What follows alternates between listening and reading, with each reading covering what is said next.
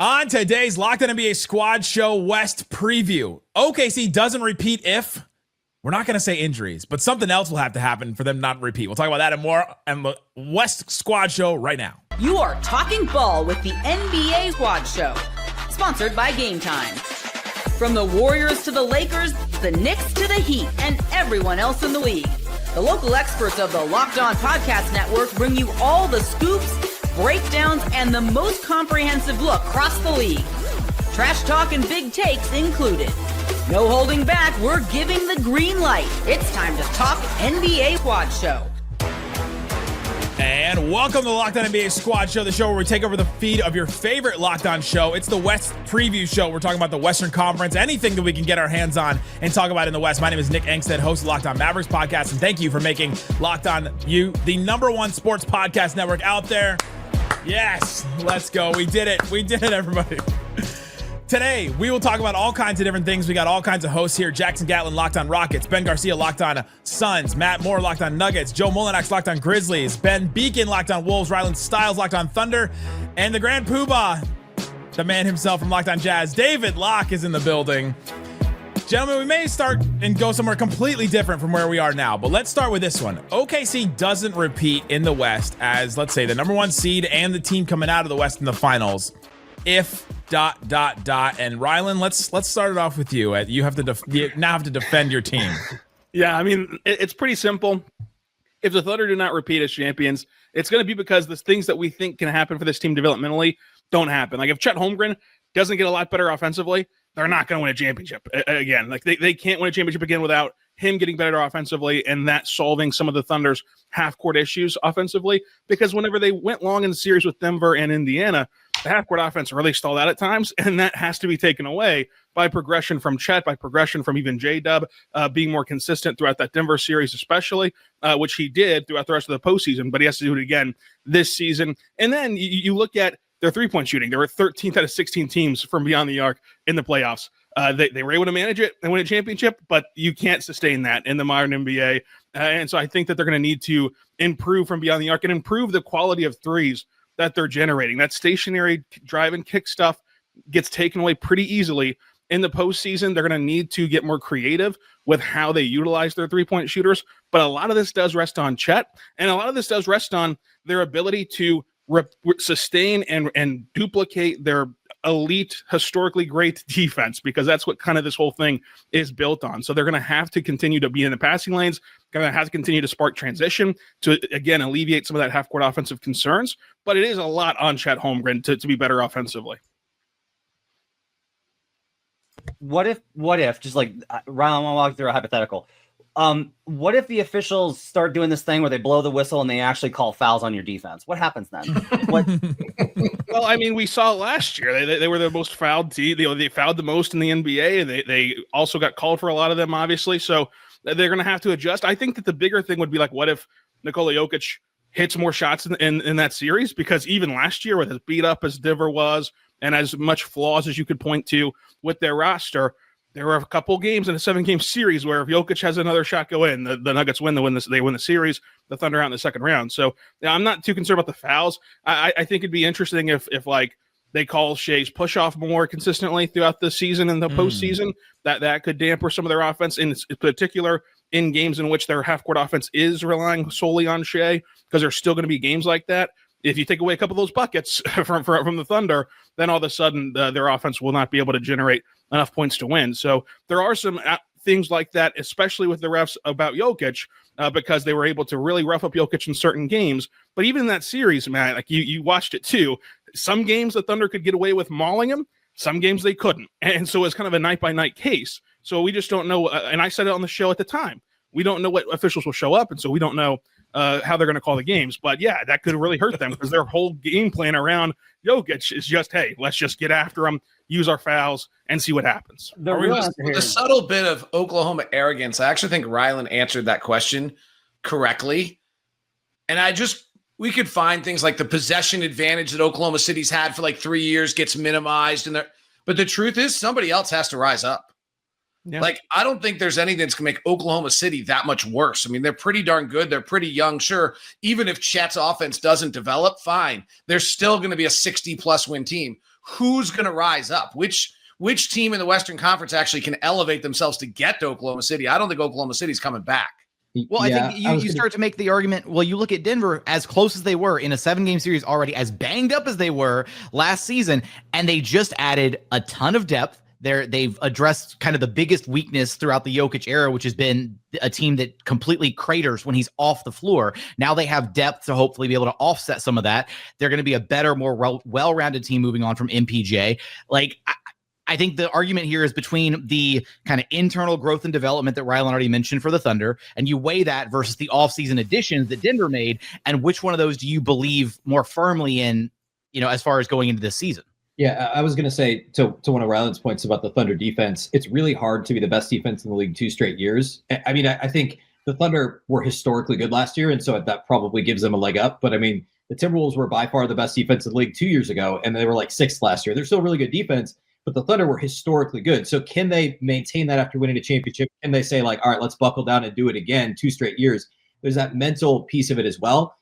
I think odds are they can, or they'll at least come close, just simply because of their youth, and it does seem like they have the right mentality with that. And also to Jackson's point, I get the Nuggets would be the biggest challenger if Ant makes a leap from really good to like a top 3 player, which is what happened with SGA. Like, I know he was great 2 years ago, but he made a huge leap over the last 18 months or so. So if one of those things happens where the Nuggets depth or an Ant leap or something like that, I think it's more going to be that plus any sort of malaise on the defensive end for the Thunder that would really kind of bring the Thunder back to the rest of the pack, with the pack meeting the Thunder somewhere in the middle.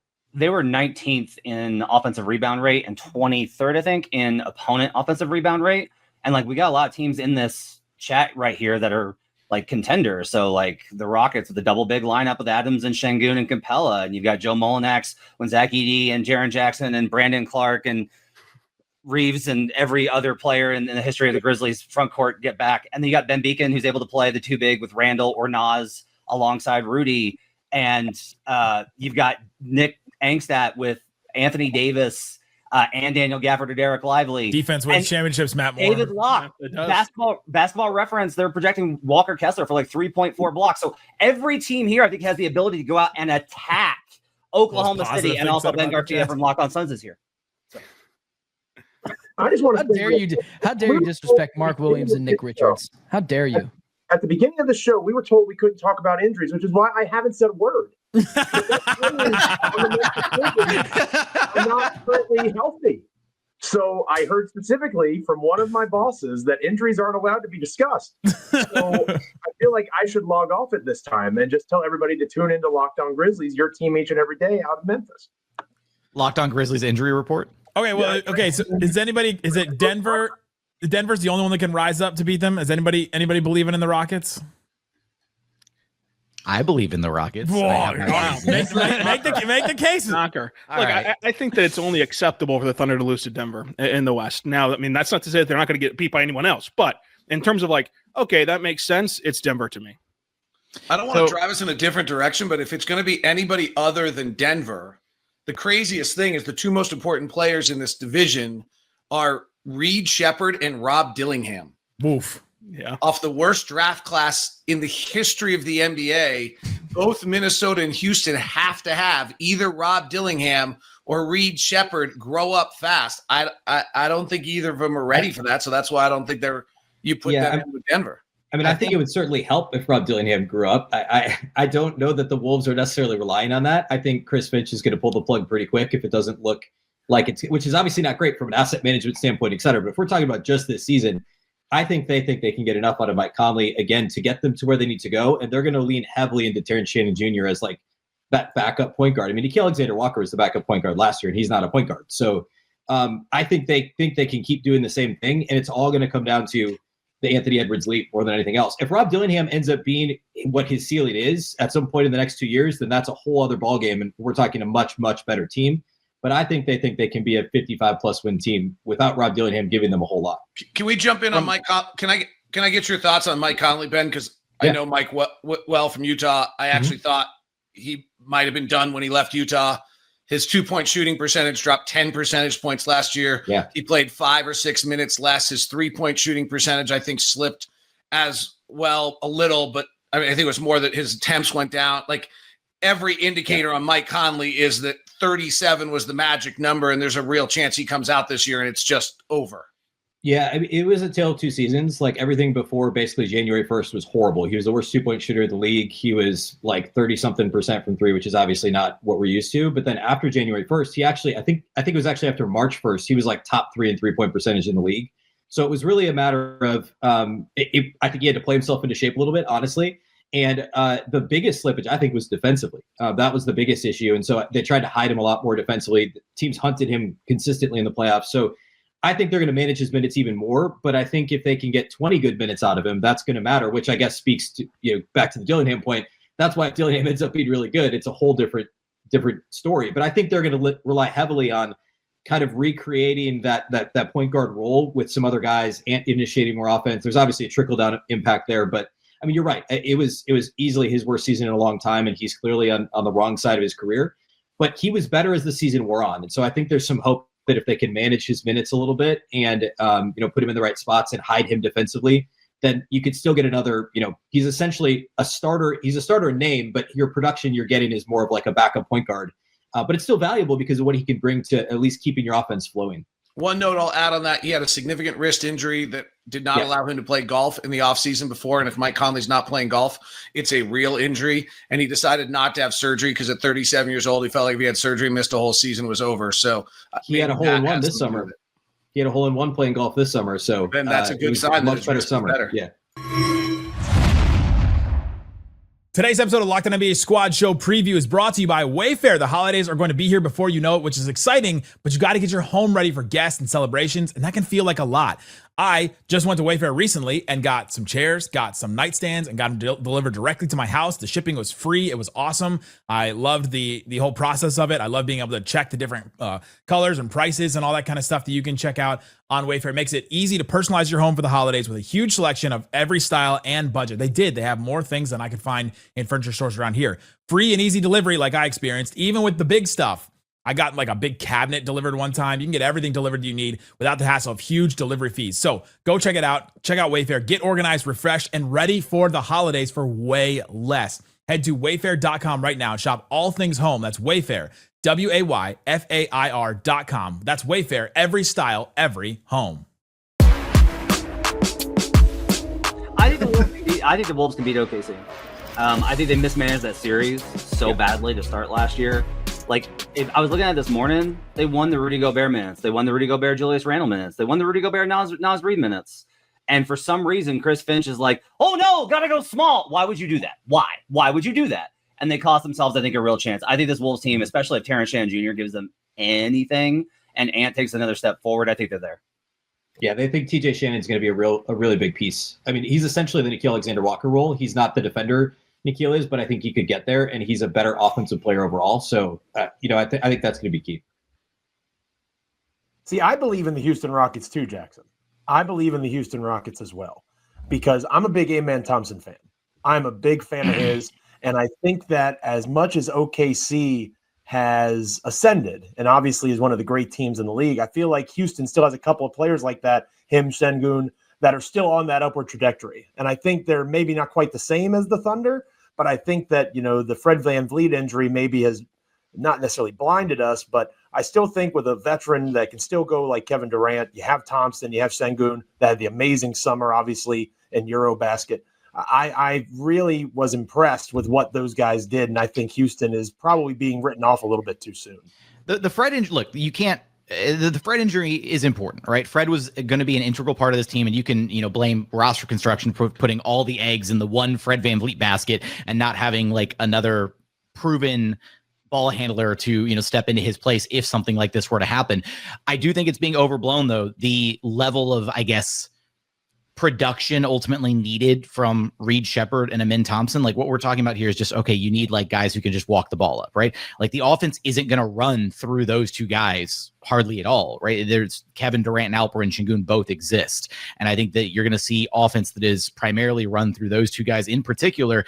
If we get any, kind of a preview as to what to expect from this Rockets team offensively this season, it seems like Ime Udoka is finally like fully leaning into the idea of Alperen Sengun as kind of this offensive hub, primary facilitator. There's been through 2 preseason games, albeit, but like a lot more off-ball movement and motion when Alperen Sengun has the ball in his hands, whereas the last couple seasons there was a lot of stagnation in the Rockets offense. Like one guy would get the ball and then it'd just be 4 guys standing around with very little off-ball action, nothing really happening. And you could see that, at times Sengun was begging for somebody to make a move or cut or do something. And, I think that at times, was maybe a little bit of an indictment on the coaching staff not being a bit more creative when you have a guy like Sengun who can pass and facilitate the way that he does. Through about 4.5 quarters of play in preseason, he has 19 assists. Are we worried about Kevin Durant making through 4 rounds of the playoffs? Anybody? Not particularly. I mean, as long as they don't run him into the ground like the Suns did in the regular season, there's no reason for 36-year-old KD to be playing 37 minutes a game and leading the team in minutes played. Yeah, well, all right, let's get the honest thing that it's not the coaches choosing that. Kevin Durant's playing 37 minutes because Kevin Durant wants to play 37 minutes, and he's not going to do anything less. That's Kevin Durant. That's the problem. I think it's also going to help that he's not going to have to play the 5 yes. like he did in Phoenix. Yeah, he's playing the 2 effectively in Houston, so fair. And is that worse? Is that better or worse? That's always a battle with players want to play, and so at the end of the day, you have to have an organization and a coaching staff that can actually sit down and have those heart-to-heart conversations. Be like, hey, we know you want to be out there for 36, 37, 38 minutes a night, but if you are, then we run the risk of you getting hurt, right? We run the risk of you're 37 now. You maybe can't do that as much. If the Rockets can somehow get KD down to 34, 35 minutes a night where he's not leading the team in minutes played, and you get 70-ish games of regular season KD and then a healthy postseason run, as opposed to him playing 37, 38, 39 minutes a night, and then he only gets 55 or 60 games and is potentially worn down for the playoffs, then that's not a win for anybody. And I think that if you have that heart-to-heart conversation with them, then, if the coaching staff can convince him, then, that's up to the organization. So I'm just having a hard time with the older guys, like expecting them to get all the way through the playoffs, like after what we saw last year. Like the Clippers are this team for me, where I'm like, there's just no way I can see all those guys making it through. No shot. Four rounds. No shot. The Warriors, Arthur's already injured. The Warriors, 3 guys getting all the way through. I mean, you could say that the Mavs, like the 2 guys when Kyrie comes back and Anthony Davis, like I'm having a hard time envisioning that. And if we're talking about a team getting past OKC, then man, that's tough. It feels like such a young man's game at this point. But it's also about depth. Like, and then we saw this, like the two of the deepest teams in the NBA were the teams that made it to the finals last year in OKC and Indiana, right? Teams that had very viable, like rotation guys, like all the way like 12 deep on their roster, 13 deep on their roster, give or take. And so I do think that like a handful of teams, like the Rockets included, took kind of that note and went out and added depth, right? Denver added depth, Houston added depth, like to where, now the Rockets are dealing with injuries to start the season. No Fred, obviously. Dorian Finney-Smith's not going to be ready to go. Jae'Sean Tate, maybe not ready to go. Like, so their depth is going to be tested early. But once everybody's healthy, minus the Fred situation, like the Rockets have a relatively deep team to be able to afford some games where it's like, hey, second night of a back-to-back, KD, take the game off, right? Like we need you to be rested. And I think a lot of the older teams in the NBA have to follow that kind of blueprint of resting their older players. This is year 2 of the collective bargaining agreement having an impact on rosters. I think the fundamental change is you have to have 240 minutes of viable basketball now.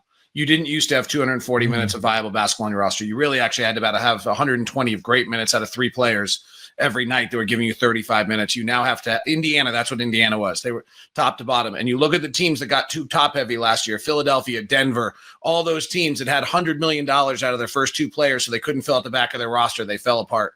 You've got to have 240 minutes of complete basketball if you're going to be able to compete for a championship. That's where the Clippers are pretty dangerous here. I agree with you on the age, Nick, but boy, the Clippers have probably the most consistent 240 minutes of anyone in the Western Conference on their roster. If it was 2019, they're going 98-0, baby. That roster. It was 6 years ago. I mean, goodness gracious. Can you imagine? What do we actually expect from the Clippers? I think they're going to be better than most people expect. I think that Bradley Beal, the judgment of Bradley Beal was based off of the contract and his role in Phoenix and all those sorts of things. What do you expect out of him in LA? A heck of a lot less. And I think that the level of expectation is going to change. So much obviously revolves around Kawhi, but they have other meaningful pieces. I mean, they're very old, but that rotation is a legitimate 10, 11 deep. and a lot of guys that have played a lot of meaningful, good basketball over a long span of time. If they can stay healthy, I think they're one of the teams that can maybe not challenge the OKC, but they definitely can be in that second tier. Well, Beal only struggled in Phoenix because he was playing with an inferior two guard. I mean, if he was playing with Donovan Mitchell, then like we can all agree that Devin Booker is inferior, not just to Donovan Mitchell, but Jalen Wells and just about every two guard in the Western Conference. Devin Booker is about 15th out of 15. This is an inside joke for those listening before Phoenix fans absolutely storm all of our homes. I defended D-Book the other day. Phoenix fans should have my back. Hey, I think the Suns are going to beat their win total and be a play-in team. So I think they're actually going to be pretty good. In large part, Devin Booker. On the Clippers point real quick, Ben, Go for it. I think I've got them at like 58 wins and the number 2 seed. I think they're really good. I just think 58 wins for the Clippers. Yeah. You think they're going to care enough about the regular season to get 58 wins? It's based off a schedule. That the problem is like all of their schedule spots where it's like, oh, they're on a second night of the back-to-back. They're versus a bad team. Oh no, they're in a 3-4. They're at home for it. So it's like they have like a favorable schedule spot for it. They won't win that many because like the injuries will occur and things will drag them down. And I don't want any part of this team from a playoff perspective. I don't think they're going to go anywhere in the playoffs because Kawhi Leonard can't lead anybody out of a cardboard box. But I do think they're going to win a lot of games because they have the ability to play. Okay, we need a defensive lineup. Ty Lue can put in a defensive lineup. We need more offense. We can balance that. I always think that if you give the best coaches lots of different options, the best coaches are the ones that can figure out those combinations. That's a tricky thing. I think Ty Lue, giving him this many weapons to be like, all right, we need size, but also some shooting, but also some athleticism, but also a point guard. He's got all of that to be able to build the right lineup for the situation. Ben, are the Suns going to be okay? I think they're going to be okay. Hold on, wait. We're 20 minutes in. Okay, I guess it's late enough to talk. Yeah, we can talk about it. Listen, we talked about the Suns, I'm sure, when Brendan was here years ago, and they had their spot. Like, we're kind of having to eat crow now. Like, we kind of are having to eat crow here in Phoenix. They, as David mentioned, said bleep the CBA, bleep them picks. We're going to go all in, be top heavy, and that would have worked in 2009, 2010. And unfortunately, people like myself bought into it too, and it didn't work out. I don't want to spend too long talking about the Suns because, like, I do think that they're going to be better this year. You know, I can buy into Jalen Green being a secondary scorer to Devin Booker. I can buy into a lot of that stuff, and this team smash their over total, be a play-in team. I think Booker can be supernova Devin Booker, as he's done in the playoffs before, to the likes of Michael Jordan for spurts where Donovan Mitchell has never done, or Jalen Wells for that instance, if we just want to bring him in, because why not?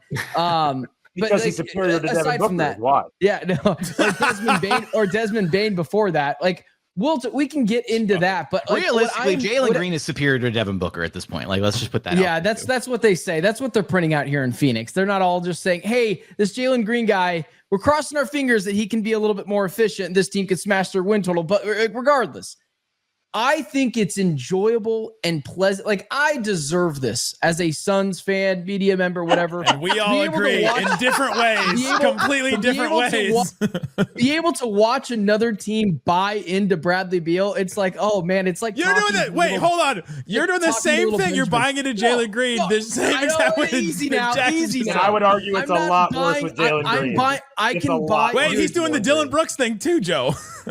I can buy into Jalen Green, potentially kind of figuring it out a little bit. I'm not buying him to being this, like, become the best backcourt in the NBA with Devin Booker. I don't know if this team's going to be a play-in team. If you need me to backtrack a little bit there, I just think it's funny that everyone saw what happened in Phoenix, and they're like, oh, but Phoenix was the problem. You know where he's going to go and thrive?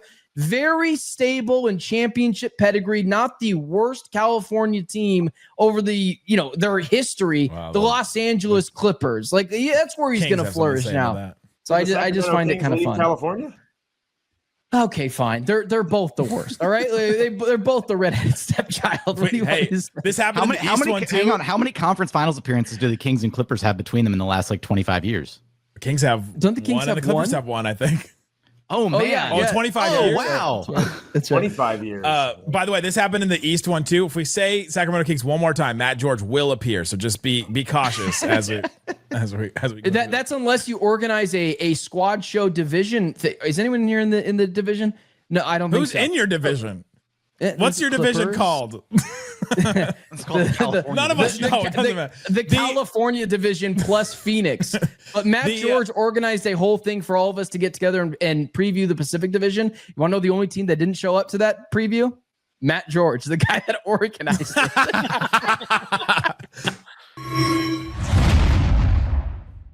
Today's episode of Locked On NBA Squad Show NBA Preview is brought to you by FanDuel. FanDuel Sportsbook has all kinds of props and odds, things that you can use to get in on the action. NFL season is here and NBA season is around the corner. FanDuel has a deal that you won't want to miss. If you're a new customer, you can bet just $5 and you get $300 in bonus bets if you win to use across the app anywhere. So put it on something that you absolutely think is going to happen. So check out like a game where you think, oh, I'm going to put the money line on like the Thunder winning that opening night game against the Rockets on ring night, or maybe the opposite because teams don't usually win on ring night.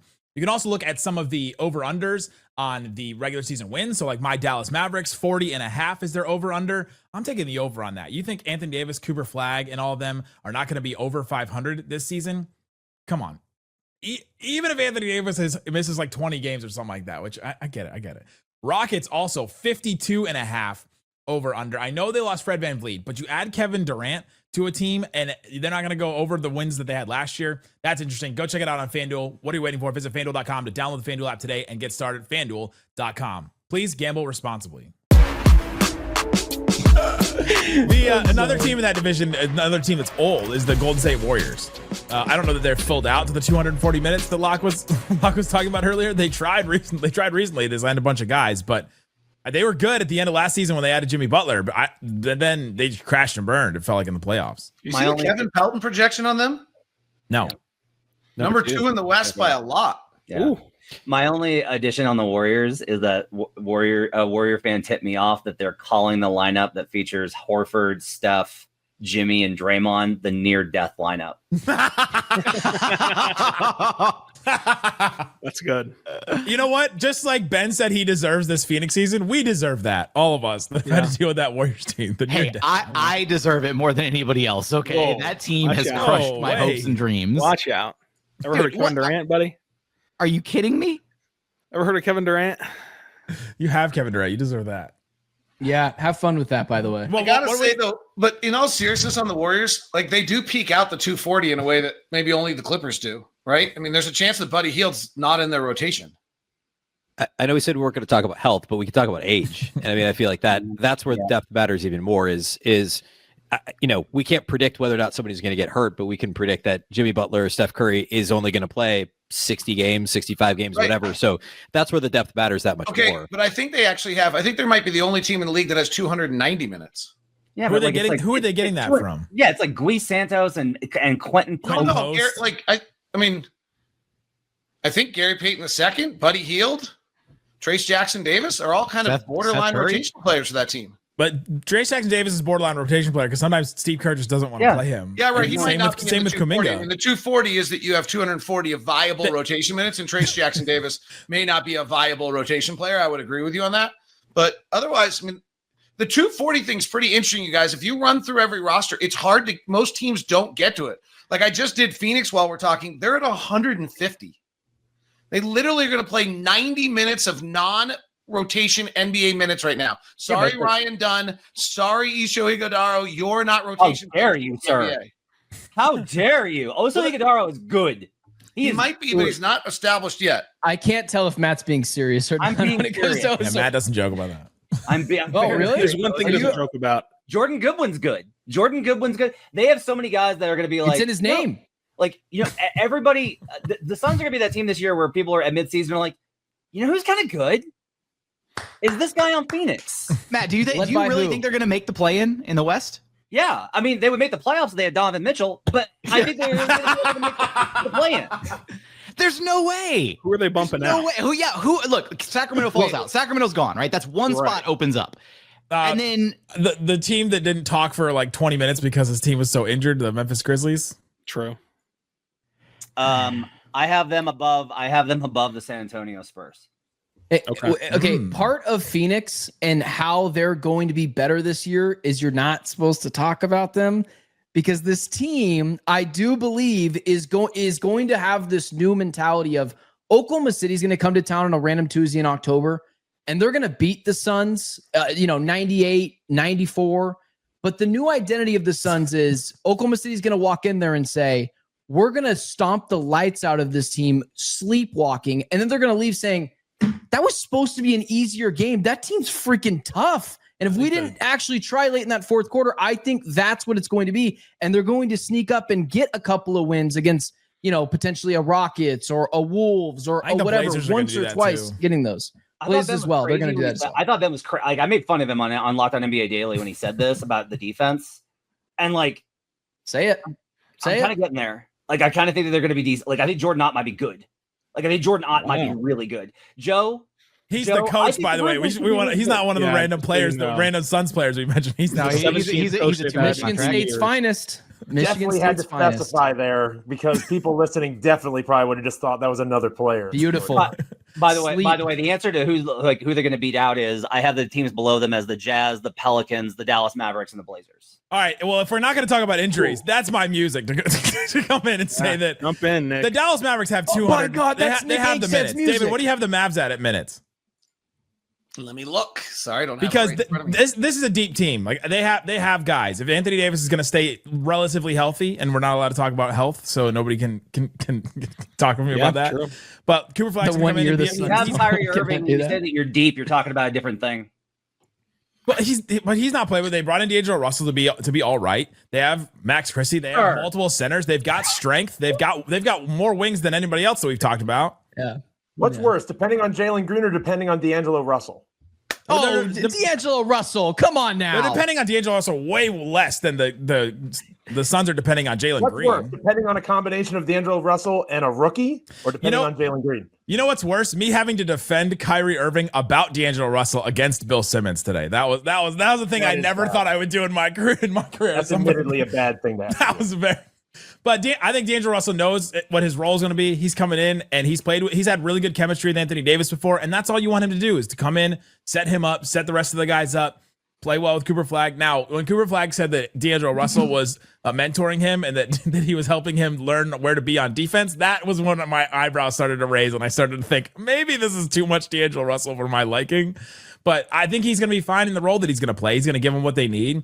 And I think Cooper Flagg's going to be better than a lot of people expect early on because he's a connector and he's not going to put up the crazy numbers necessarily that we've seen from like a Blake Griffin rookie in the past. But I think they get there minutes wise, at least rotation wise, if we're talking about deep teams. When Coop looks like a turnstile defensively, we know who to thank.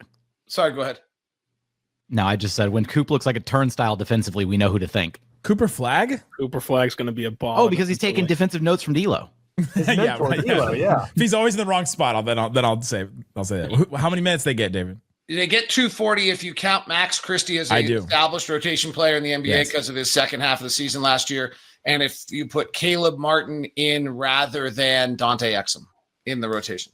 Well, Dante Exum has not played yet, and Jason Kidd, when asked what he's out with, he just said he's just out. So I'm not feeling good about that one. Yeah, I don't think that Dante's I don't think Dante's an established rotation player in the NBA, despite his nice comeback to the NBA. Not anymore, but it's because of injuries, and I'll say that one. Yeah. But yeah, so yes, they hit 240. If they hit 240, that last guard spot is very tough for them, and that's where if Kyrie Irving does come back, or when he's healthy next season, then they're for sure. And I joke, but like the Mavericks, I don't trust my projection on them. Like they could be totally fine. They could be pretty good. I don't understand how a team that doesn't have a point guard is going to be that good. I'm really worried about the Cooper thing because it's like Cooper needs to be this positive impact player. And historically, there's a couple of counterexamples. What Cooper thing? So Cooper needs to be like impactful for you. He needs to be really good and he needs to help you win. And very few rookies are positive in terms of winning their minutes. Zion Williamson did this in his rookie season. That's a pretty good comp, right? They're not the same type of player, but similar level of hype. It's just like typical, like Kevin Durant was like a negative every year. And it's like, well, he's on a tanking team in Seattle. Sure. But like they were also worse with him on the floor than off. And that's Kevin Durant. And they were playing him at the 2, which is not maybe what Jason Kidd has already said about playing Cooper Flag at the 2 and maybe potentially out of position. I think Cooper's going to be awesome. I just wish he'd been drafted literally anywhere else. And I think he'd be in a much better spot. I hate him being on this team where it's like, we got to win because we got to prove Nico was right. but also it's the veterans, so you need to make sure you don't mess up and don't make mistakes, and so you can't expand your game. Yeah, but he's not a player that makes mistakes. Like he's not that type of player. He's a player that makes the right play like every single time he gets the ball. But every rookie makes mistakes. Sure, but every player makes mistakes. Except Jalen Wells. Jalen Wells does not make mistakes. Or Jalen Green. Or SGA. Or Osi Iguodala. Or Oshie. Such a random fandom. That is amazing, Matt. I just want to congratulate us for doing like 7 minutes on the Suns, and we have not mentioned the Lakers yet at all in this NBA preview. I mean, this is what the Locked On Network is all about right here. If they don't, Lakers don't show up. The Kamenitskis aren't here. We haven't talked about them. How does LeBron's injury change Hennessy sales, Matt Moore? Something to think about. You know, somebody told me that they think he's just going to retire, and I still can't believe that. Like, I just think that you're going to get like the Nike ad at the beginning of the season, and the Nike ads, like he's going to make money off of it. That's why I actually thought there was a possibility this was real, because I was like, if he does it, he's going to make a thing out of it. Not because I think he cares about the attention, because his whole life is attention. He just like, it's weird. It's not the same to him as it is to other people, but because the money. And so I think that he'll kind of get there. I can't figure out where this Lakers team is at. The preseason stuff is extremely worrisome. It looks really bad, but like the roster should be better. But I don't know if like where they're at with Redick. I don't know if guys are buying in. Like the fans are frustrated because they're not doing stuff in preseason. I don't know what to do with the Lakers. They play 6 games. The Suns are the team that made them look bad in the first game. Just make sure throwing that out there. What do you think about Ayton? What do you think about Ayton in that spot, Ben? If he's got like a pick and roll maestro with Luka, like does that at least make him look better? So yes. DeAndre Ayton playing with Luka Doncic is going to make him better because of the 2-man game that you can kind of play with, pick and roll, throw the ball at the rim. Like he will do that. And he is undoubtedly a better player than Jackson Hayes. But there is a want to in the NBA that DeAndre Ayton will never do. He will tell you in press conferences, he's dominating. He'll tell you he's going to go out there and give it all he's got, and he's going to get offended when you ask him about his effort. But Jackson Hayes plays with an effort that DeAndre Ayton will never play with, and that is just a quality that is not measured by statistics, and Lakers fans are going to want to pull their hair out by middle of November because you have this player that's got a soft jumper at the elbow, hits those very consistently. But he's not an aggressive player. He doesn't have the want to or the motor. Like, the thing with DeAndre Ayton that I think perfectly encapsulates him is after 1 year in Portland, what did they do? They drafted his replacement, Donovan Clingan. After year 2, they said, we'd rather just pay you to leave. That is the DeAndre Ayton experience. And I think that there is going to be a quality of Jackson Hayes who plays with a want to that DeAndre Ayton will never play with. So yes, there will be nights that he looks good with Luka, but I can't buy into the DeAndre Ayton experience until he does it for an extended period of time and not just a playoff run with the Suns back in 2021. But this is a contract year, DeAndre Ayton. This is a prove-it season now. Anybody believe the Lakers are top 4 seed in the West? Luka's pretty good, by the way. Yes, yeah, Luka's really good. And that's their path, obviously, right? Like it's if Luka is Luka from 2 years ago, then you could argue the rest of this roster is. And what was that like, Ben? It wasn't great for Timberwolves fans, not at all. But I think, like if you look at that Mavs roster from 2 years ago versus this Lakers roster now, I mean, like, I don't know. You could argue about which team was better. But once you get past Luka, like, is Kyrie from 2 years ago better or worse than LeBron right now as the second best player? Look at the rest of that roster. Like, if Luka goes crazy this year, then obviously they could be a top 4 seed. But I think this is another team where I would say the middle depth, like if you look at our locked NBA top 100, like. They have 2 top 12 players. Austin Reeves was like 58 on our list or something. I don't have anybody else in the top 100, and there's nobody in between. And most of these teams, like it's the opposite of the Clippers in a sense, or some of these other teams, Houston, some of these other teams we talked about. I just think like the depth is okay. Like losing Dorian Finney-Smith obviously hurts, but they added a couple of guys that I think are going to be helpful as well. Like I think the Marcus Smart thing, I mean, who knows? But I think that like the actual bench Joe, do you know? Is okay. Joe, do you know? I absolutely know that's not going to work. Who knows what to expect? Prediction on the Los Angeles Lakers: Jake LaRavia will play more minutes for them than Marcus Smart. Yeah, I think losing DFS really hurts, but I think. It's that middle depth. Like once you get past the top 2 players, can Austin Reeves truly be a third option? What are you going to get from DeAndre Ayton? They have some okay end of bench guys, end of rotation guys, but what are you really getting 3 through 7 in the rotation? Well, listen. The thing about Marcus Smart is people still think of him like he was on the Clippers, and he hasn't been on the Clippers for a long time. Like that, the Marcus Smart that we're talking about is not Celtics. Yeah, that's what I'm sorry. Yes, I meant the Celtics. He hasn't been on the Celtics in a long time. I don't even remember when he was on the Clippers. I was hardcore starting. I was like, whoa, so blown away. I was just so blown away by the idea of Marcus Smart being a contributor to a team trying to win basketball games that it threw me back. That's unfair. I'm very burned by the Marcus Smart Memphis experience. I don't think that's going to go well at all. Yeah. It wasn't his fault, but I said this in the East show for 30 seconds. Never, ever, ever, ever, ever, ever, ever get a guy if Boston lets him go. Never, ever, ever. If any of your teams this year, it's like the Celtics are interested in trading this West team, Jaylen Brown, run now, because it means that like he has a black hole building in the middle of his chest or something. It's absolute disaster. Never, ever, ever, ever get in on anybody if Boston lets them go. And on the flip side, Boston acquiring the Timberwolves non-rotation guys, Josh Minott and Luka Garza to play rotation minutes. It doesn't feel great. Yeah, Minott's gonna be good. I love Minott. Yeah, he's super. I think you guys are all downplaying what a healthy LeBron James can do for this Lakers team. Are we getting not that LeBron James? I'm talking about Bronny James Jr. Yeah, he is healthy and he can play. That's an excellent mention. Just saying, Bronny James Jr. They do have a LeBron James playing. Just if you forget about the junior, I think there's a chance the Lakers are really bad this year, man. I think it's a transition year for them. I think this is them trying to move out of the LeBron James business and into the Luka business. And it's going to take a couple years for them to kind of fully acclimate themselves to that and be able to get the players they want around him. Like I think a part of this is just LeBron kind of pouting. Like I think he's pissed that for the first time in his career, someone else is forming their team not around him, and it's the right thing to do. Just so we're clear. I always say that when you want to put these things together, don't look at one report. Try and piece together the breadcrumbs. So he's frustrated. He opts in and then releases that statement that was weird as hell. And now he's missing the first season opener that he ever has in his career with sciatica. Matt, you have experience with that, right? I do, in fact, as an old man. Talk about it on Locked On NBA Daily. I do, in fact, have experience with it, and I have solidarity with him.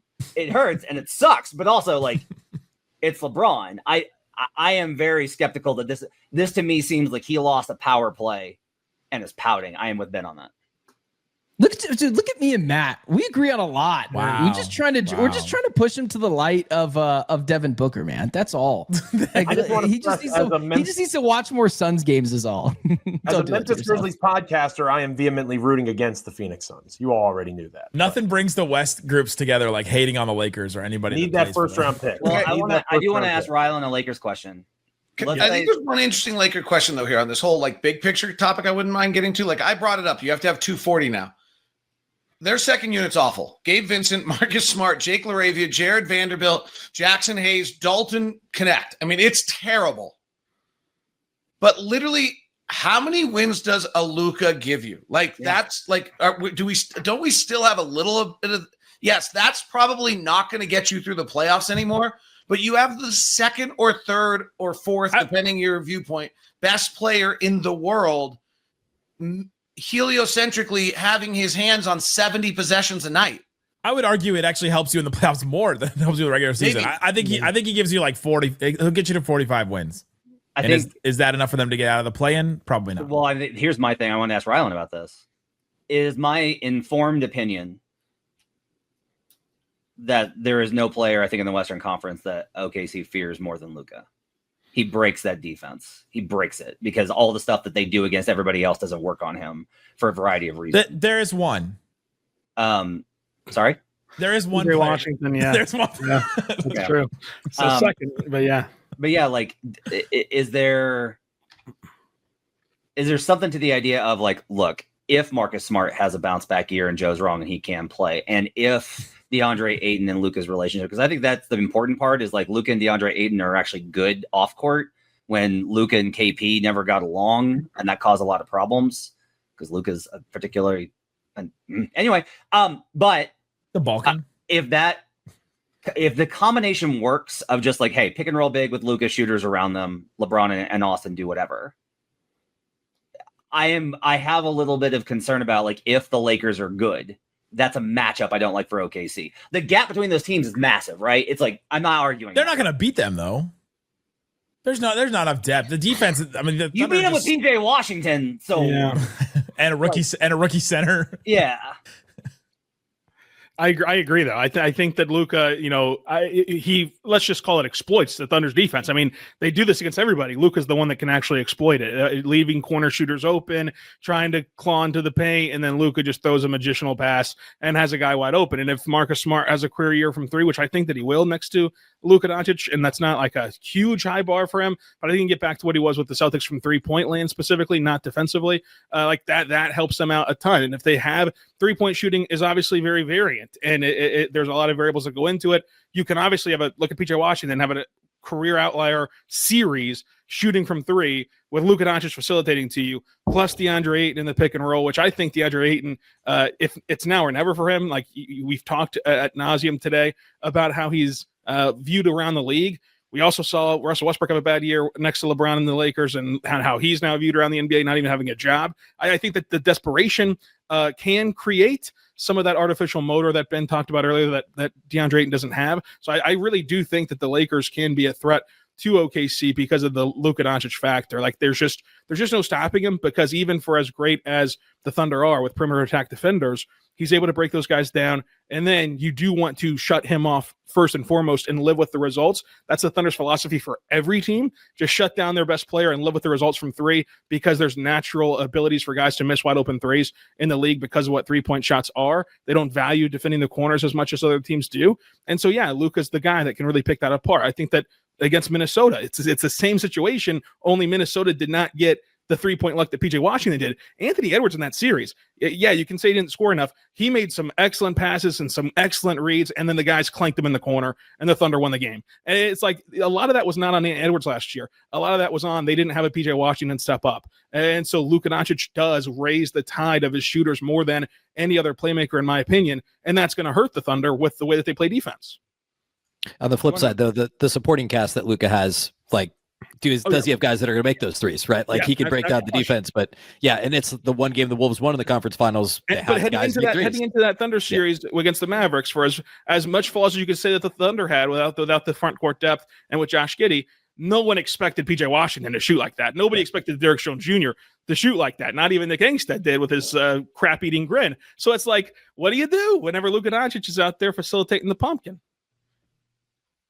You pray. I don't know. You pray, and then you beat him on the other end, which is what I think would happen against that. You wait for the Lakers. You wait for the Lakers to trade nothing for him. That's what you do.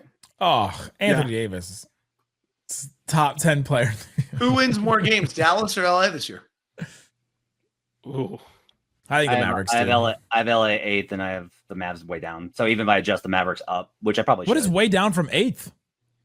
He said he didn't have them making the playoffs. Yeah, they're out the play-in. They're out of the playoffs for me, Nick. I have them. I'm like, look, I'm probably sometimes you text me, you're like, why do Mavs fans hate me so much? I've discovered why. Yeah, it's all numbers though. This is just some Mavs fans will be happy you said that though, because they want to see the Mavs implode because it's so implode.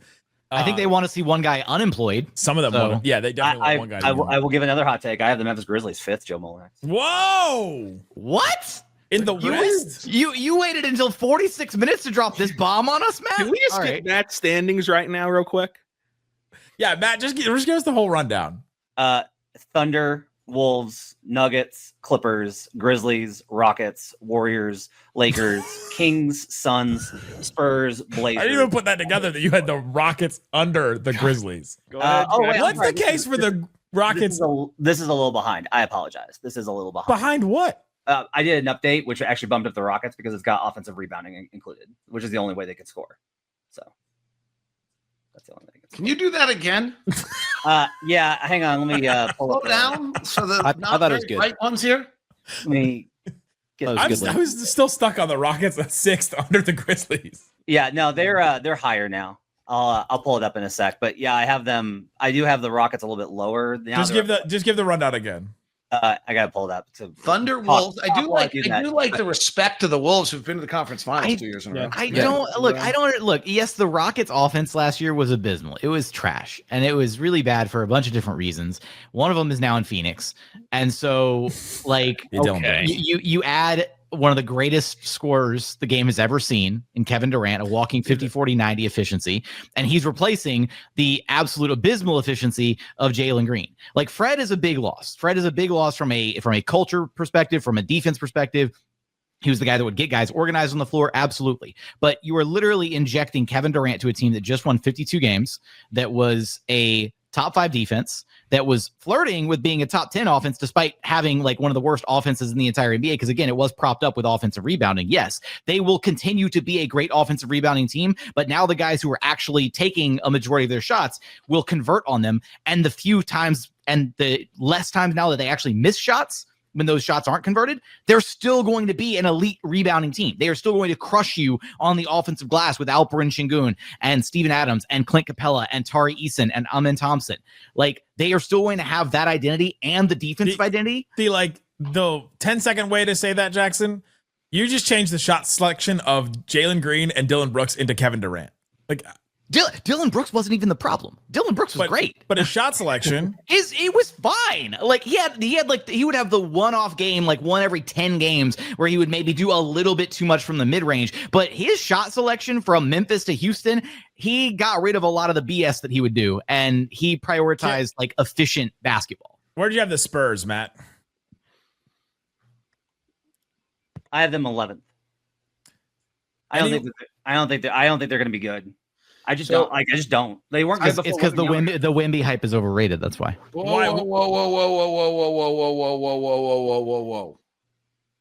So I agree. None of it fits. Castle, Fox, Harper. And it was against the Utah Jazz. And it was preseason. And we're not supposed to swear on this show, but holy shit. What I saw last night from Victor Wembanyama was it beginning to come together. 2.5 letters in that one. The Wemby hype may be real. It was different last night. It was against the Jazz. It was preseason, but it was different. That was a different player than I'd seen the 6 times I'd seen him prior. I had him top 5 in my top 100. Everybody else have him? I had him a lot lower. I just think it's tough until you see it. Outside of the top 10. Yeah. Out of the top 10? Out of the top 10. Yeah, I did too. I had him 15 on mine. He hasn't earned it yet. Wow. Like, what are we talking? We're talking about right now. They're 10 points better when he's on the floor defensively. He was going to be defensive player of the year. Guys in the league that have that kind of impact. Yeah, Jackson. He is individually that good. He is that good. Yeah, I need to see it translate to at one point you can highlight the team success part, and that's what I'm looking at. The rest of his team was Jeremy Sohan and Harrison Barnes. If you're that individually good, if you're that individually great, if you're going to elevate the defense, then why were the Spurs still a bottom 5 defense last season? I've watched Luka Doncic on a terrible team and known that was still a top 5 player though. But Jackson, I don't think that's a terrible comment by Jackson. Actually, I don't like they're like at what point does the individual greatness translate to some team success? Played 2 seasons and he got blood clots at the end of last one. But we're calling him the -10 is misleading because of how gosh awful everybody else was on that team. So I don't disagree with Jackson on this. I'm just telling you guys what I saw last night. It was 110 with him on the floor, Jackson. It was 8 points better with him on the court. 8 points better. Cleaning glass out of him at 9.7. Yeah, non-garbage time is 9.7. Yeah. I am very reticent on this stuff because this is my argument against Luka, which is if you're that good, why is your net rating always very subpar? And I do think that there was something in Luka's game early where it was one of my favorite things was Luka in a loss. It was always Luka Doncic had 40 points and 15 rebounds and 12 assists, and the Mavericks lost by 7. Because they had no one else that could dribble for most of his career up there. Well, Matt said he has the Spurs 11, right? And I think it's really hard to argue he's a top 5 player, and then they're going to win 40 games again. I understand that individually he's if you stack him up in a vacuum against other guys, he's probably, I don't know, top 5, top 6, top 7, whatever. But everybody else you're stacking him up against that you would consider a potential top 5 player, their teams have won at least a playoff series. Much they've been to the playoffs and won a series or 2, right? Mm-hmm. And so I think that's where it gets sticky. He's probably in the 5 to 10 range. I think but it's a really hard thing to be like, he's the 5th best player in the league when he's played like 100-ish, plus or minus games, and his team's never been to the playoffs. I just think that's challenging to say. He's just only had 2 chances, and one of them he had blood clots and didn't finish the season. So it's like, I don't know why we're holding him up for missing the playoffs in his first year. Like that. Same reason why I think it's tough to obviously tough to rank Cooper Flag, right? Because we haven't seen him play in an NBA game yet. So it's more that who you're comparing him against, I think, matters when we're talking about a player rank list. I think it's also really hard because the hardest part here is obviously we think that Wemby is going to be great. We are expecting we're projecting him to be like maybe in the GOAT conversation, like when it's all said and done. Yes, but what his actual production is on the court right now. I'm gonna get run out of Dallas over here. His actual production on the court right now, like I could reel off probably. He was the shoe into win defensive player of the year. He was the best defensive player in the league last year, and putting up like 20. You cannot give defensive player of the year to a guy whose team is a bottom 5 defense. Like it makes no sense. He was minus odds the whole year to win it, and then he got hurt. Yeah, that was wrong though. Like he really should. What? You're gonna go against? We can't. Well, because that's like giving like MVP to Kevin Love back when he was on the Wolves because his numbers were just so dominant. He looked so good. Actually, this is really important. Never ever use the odds when you're doing it. When you're looking at stuff, don't be like, well, he's the favorite. That's influenced by the money coming in from significant bettors on a market. So it's like if everybody has the wrong idea or they think that the voters are going to vote for the wrong person, it's not reflexive where it's like, well, he's the favorite, therefore he's the best. He's considered to be the best, therefore he's the favorite. Always consider it a reflection and not like a driver. Okay, I'm super sorry. I'm sorry, Jackson. I swear I prepped for an NBA game last night, and the dude I prepped for averaged 24 points, 11 rebounds, 3 assists, 4 blocks, had an effective field goal percentage of 59% or 57% last year, shot NBA. 35% from 3 and 48% from the field, taking 9 a game while making 84% of his free throws. I know those are all standard numbers that aren't advanced metrics, but I'm sorry. What did I miss about those numbers not being unbelievable? Well, for me, a lot of it's like if you watch him, and I'm really scared about this year because it looks like he's added muscle, so he's able to bunk guys off. But you could move him so easy still. Like guards can get into him. Like Amen Thompson can create separation by bumping into him. He's still super impactful, David. I'm not arguing that. I'm agreeing with you. I actually think this is my point. I've watched him. I always feel like there's something lacking. I feel like you can move him. I feel like you can do all these things the last 2 years while he averaged 24 points, 11 rebounds, and 4 assists. And I wonder when it all comes together and he can shoot every possession he wants to shoot because no one can get in his shooting window. If he's not going to average 30 points, 15 rebounds, and 6 blocks a game, I'm not kidding. But I'm with Jackson on, you got to do it first. Yeah. Like I doubted Jaren Jackson offensively because I was like, he needs a freaking offensive go-to move. Like he's got to have something that he can do and actually go to. And now he finally does, and he's underrated, Joe. Explain it to me. Jaren Jackson Jr. is underrated, so is John Morant. But again, I was told that we can't talk about injuries, and the Grizzlies are extremely injured right now. So while I'm very honored that they're 5th in your rankings there, Matt, may not be anymore. The thing about Jaren is we bully Matt out of the Grizzlies at 5. Yeah, I'm thrilled. The thing about Jaren Jackson Jr. is he's kind of become underrated in Memphis, even after the great season he had, because of this new coach with Tuamasi Isolo and the re-emphasis on pick and roll and getting Ja Morant going, and Zach Edey, Matt's favorite player, is going to have a big year in this system. And there's so much that's being prioritized that isn't what Jaren did well in the revamped offense from last year. Because while the Grizzlies defense went off a cliff, the offense was legitimately better last year. And the main reason for that was Jaren Jackson Jr. So Jaren Jackson Jr. developing the game that he has as an isolation scorer. There were stretches last year where he was one of the best isolation scorers in the entire league. The way that he's able to create offense is so predictable now that he has to be in a position where he's a better creator off of that dribble, finding people, passing, facilitating offense. I hope that's the next level for him. But Jaren is a great example of exactly what you're talking about with Wemby. And my concern about Wembanyama is the team that's being built around him, like you guys said, not a ton of it really fits. I feel like they're still a big move away from really unlocking what Wembanyama actually is. Like they need to, like the Giannis rumors, which aren't going to happen, but that would be terrifying if that actually did occur. Like I feel like that would unlock what Wembanyama actually would be best at. They're asking him to do things as a physical presence that I don't know that he can physically do in terms of being able to be moved by guards and other wings that in theory shouldn't be able to move him. Like that doesn't happen to Jaren Jackson Jr. Wemby's 6 inches taller, but Jaren has the physical mass and frame that he's able to handle himself. You bring in somebody like a Jaren, like a Giannis, someone of that ilk. I think that's the kind of guy that unlocks what Wembanyama can fully be in the NBA. I don't know if the Spurs are going to be able to get there or not. They have the assets. The question is, you need another team to be willing to ship them to you.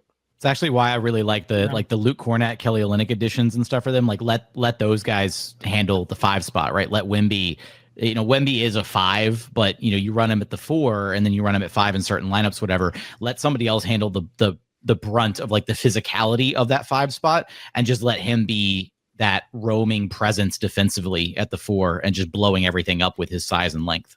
But that's a fair reason they're not like the Spurs, because when you're counting on Kelly Olynyk to be that guy for you, like that might be a bridge too far in terms of expecting them to make a leap in front of other teams that are still trying to compete in the Western Conference. Anybody have any parting shots about any of the bottom feeders in the West? Anybody? I mean, the Pelicans' ceiling is what to close out this division. Since we can't talk injuries, the Pelicans' ceiling is what? Play-in team with ceiling, right? Zempic Zion? Are you kidding me? Let's go. 5 seed. 5 seed. 5 seed with their They were healthy. Trey Murphy, Zion Williamson, healthy DeJounte. How about Trey Murphy for show me, right? Like I feel like that's the player that everybody's like. Herb Jones. He's really good. Trey Murphy's really good. They have like a really good like they have top a lot of players. 8. They have a lot of players. They have 240. They do. There you go. 240 for the Pels. Just some nights it's going to be 105. And when Zion's playing though, and when he's out there, man, that's a top 10 player, and we've seen it for a whole season as a top 10 player. I like the Trailblazers a lot. I think that's a team that could crash the party in the playoffs. The Blazers. I like the Blazers. Joe. The same way Ben was talking about the Suns being like this team that you're going to roll into and be like, it's the Suns. We're going to beat them. They're going to be such an annoying team to play. The Blazers, their defense is going to be. That's where I'm at. Sure Chauncey Billups is good. Like, are we sure? No, I'm not sure of that, but I'm sure that again, their starting 5 is, whether it's because of Billups or because of whatever else is happening up there, they are going to be what Ben said the Phoenix is going to be. I think that's what Portland's going to be. You're going to go in and think, holy crap, that was a lot harder than it should have been. They were already that last season. Right. That's the thing. Ish. It seemed like that, but then you look at like if you take a step back and you look at even in their good stretch of games, you kind of walk away being like, like I was ready to be all in on them, and then I did the deep dive. I mean, I'm not saying they're good. I'm just saying they're not like this. Yeah. They're not like this 19-win team, right? Like it's not like going in to play the Nets. There's only one team that's not trying to win games in the West, guys. And they have Isaiah Collier, so it's okay. Isaiah Collier is great. I love Isaiah. I have a question for David. Does Markkanen finish the season in Utah? Yes. Interesting. I just think because the Lakers play them the last game of the season. Here's the quick answer. I didn't hear it. Because the Lakers play them the last game of the season, or yeah. The quick answer is you actually you have to have a piece or two that's actually around when you rebuild. And so if Ace is good, which honestly he looks incredible so far, and then you get whoever you get next year, AJ, whatever young kid, you've got 2 of them. The fact that Lowry makes $40 million is fine at that point, whereas Lowry making $40 million on a good team isn't actually fine in this day and age. So I think it's hard to trade him because it was $40 million, and then 2, I do think they're going to try to get better. They have $42 million of cap space in the offseason. I think this thing is like they're going to draft this next year and then hope they've hit and try to move this thing forward. So I'd be surprised. I would be surprised. I mean, now the only way would be is if there's some piece out there that they believe is, piece 1A to Ace Bailey or piece 1B to whoever they draft next year, that they could get for Lowry Markkanen, and they go do it. And I don't know who that is. Ace Bailey looking like Tracy McGrady early on is pretty cool. Yes. No, I mean, I'm not like I want to be really careful here. He looks so good. It's preseason basketball, large grain of salt, but he definitely gives off McGrady vibes. He is making plays that the amount of wing players in the NBA in the last 20 years that can make those plays is like 20 guys, 30 guys. This is not sarcastic at all. I really love that. No, he's been great. I love that for you. I was very nervous about this No, he's great. season and He's been your great. sanity and being both the radio host and the Locked On Jazz host. He's been great. Like there was a play last night in overtime against San Antonio. Again, he was against G League guys, but it's off a pin down catch at 18 feet, rise up in one motion, elevate a foot over everybody else and make the jumper. And he did the same thing against Houston about 3 or 4 times. Can we say Ace Bailey's already better than Devin Booker? Ooh, just because Ben is. But I would say this. If I had a sponsor of a show that was like Game Time, I would go buy a ticket to see Ace Bailey. But if I also had a sponsor of a show that was FanDuel, and I'm not allowed to give you any betting advice, I'm just saying. Yeah, you know what to do from there. I already said Cooper's not going to put up a ton of numbers, so there could be some competition. We need to apologize to FanDuel and say that the views of Matt Moore do not reflect Locked On NBA. There is an interesting rookie of the year thing that basically every rookie of the year has averaged 15 points a game, and most rookie years have averaged at least 18 points a game. And there is a question whether Cooper averages on that roster. He might not need to. Yeah, right. True. It might be a good day for Cooper if he averages 12 points, a great season, 12 points, 6 rebounds, 5 assists, and Dallas loves that. Yeah. But that has traditionally not won rookie. Malcolm Brogdon's, I think, the last guy to win rookie of the year and not average 15 points a game. Look, David, defense wins championships, not rookie of the year awards, okay? Very good point. That's right. Yeah, That's take right. it from me. That's right. Go check out all these great shows. Links in the description wherever you're listening to this to find Locked On Rockets, Jazz, Grizzlies, Thunder, Mavs, Nuggets, Suns. If you're listening to Locked On Suns, like I appreciate you for thoughts and prayers. You guys over there enjoying the season that Ben Garcia deserves. Guys, thanks so much for listening to Locked On NBA Squad Show West.